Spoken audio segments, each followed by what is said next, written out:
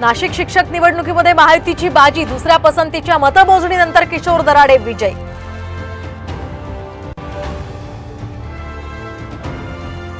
मुंबई पदवीधर निवडणुकीत अनिल परबांचा विजय, तर मुंबई शिक्षक मधून जमो अभ्यंकरांची बाजी।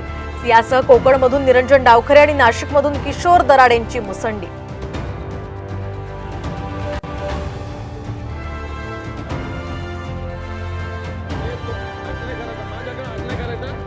माझ्याकडे हात नाही करायचा, तिकडे करायचा, तिकडे करायचा।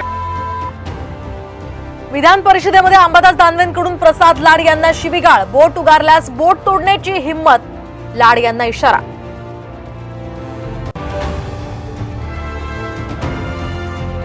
तेरा कारखान्यांच्या 1898 कोटींच्या कर्ज प्रस्तावांना मान्यता, सूत्रांची माहिती। तर सत्ताधाऱ्यांच्या साखर कारखान्यांवर केंद्र सरकार मेहरबान।